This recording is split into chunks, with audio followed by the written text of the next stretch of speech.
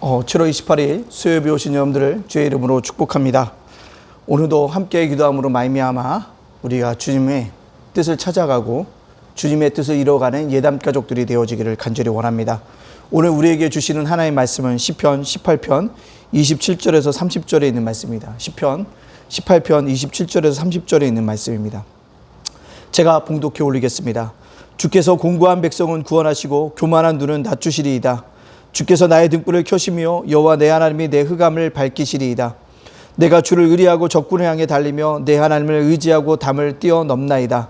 하나님의 도는 완전하고 여호와의 말씀은 순수하니 그는 자기에게 피하는 모든 자의 방패시로다. 아멘. 오늘 말씀 속에 보면 공고한 백성은 구원하신다라는 말씀으로 말씀을 증거하려고 합니다. 인생을 살아가는 동안 고난을 피하는 사람은 한 사람도 없습니다. 고난은 우리 삶의 한 일부분입니다. 우리가 이 세상을 살아가는 동안 예기치 않은 고난으로 고통당하고 낙심하고 상처받고 주저앉고 그렇게 되어집니다. 그럴 때마다 믿음의 사람이 해야 될 일이 뭘까요? 믿음의 주요 나를 온전케 하신 예수 그리스도를 바라보면서 믿음으로 달려나가는 것입니다. 자, 우리에게 문제가 생겼습니다. 우리에게 어떤 어려움이 닥쳐왔습니다.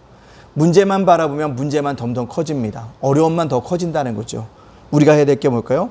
문제를 바라보지 말고 문제의 너머에 계신 하나님을 바라보고 달려나가자는 것입니다. 목사도요, 문제가 없지는 않습니다. 늘 삶의 문제 속에서 허덕이고 있다는 것입니다. 그런데 이길 수 있는 힘을 얻는 게 무엇일까요? 문제 너머에 계신 하나님을 바라보기 때문에 그렇습니다. 여러분, 우리가 그러기 때문에 날마다 살아가면서 어떻게 살아야 될까요?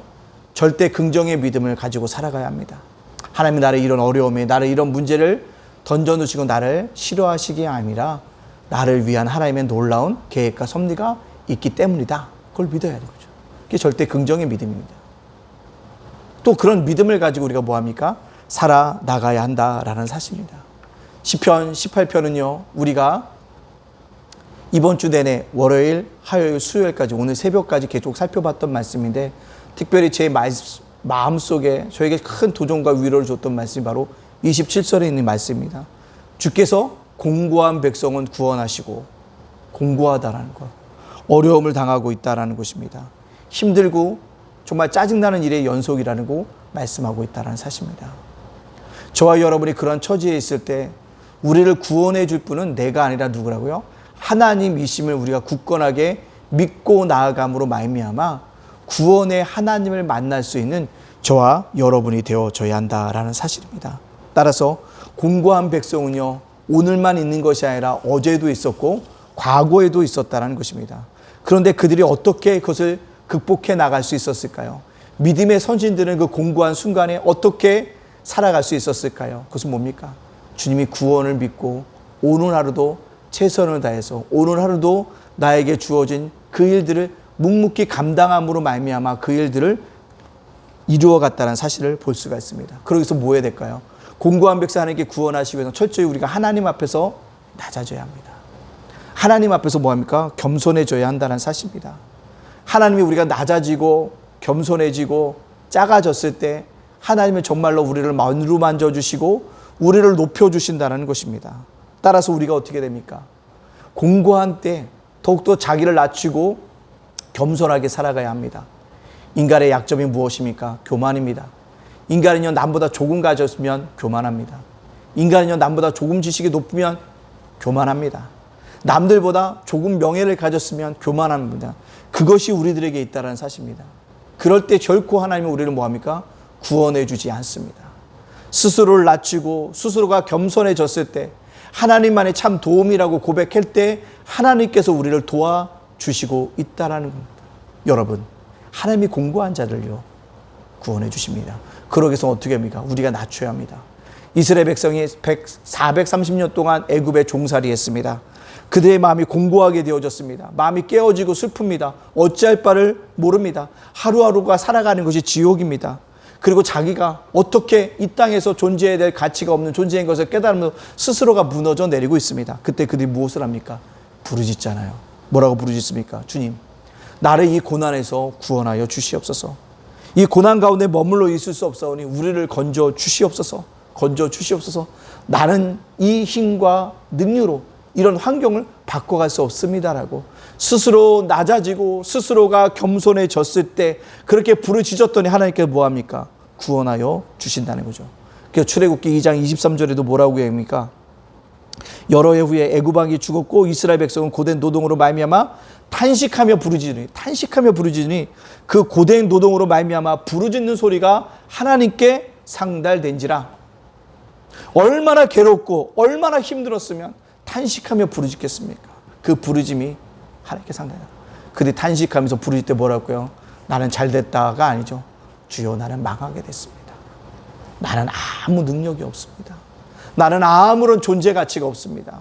주님, 이 상황 속에서 나를 건져 주시옵소서라는 그 탄식과 애절한 부르짖음 속에 하나님의 구원의 손길들이 그에게 있게 되어진다는 사실입니다. 따라서 고난은요, 이 우리가 공고한 중에 있어요. 우리를 겸손하게 만든다. 그때 나는 또 뭐요? 자기는 이런 생각들을 내려놓고 뭐합니까? 주님 앞에 고백할 것은 딱 한 가지입니다. 주님, 나는 아무것도 아닙니다.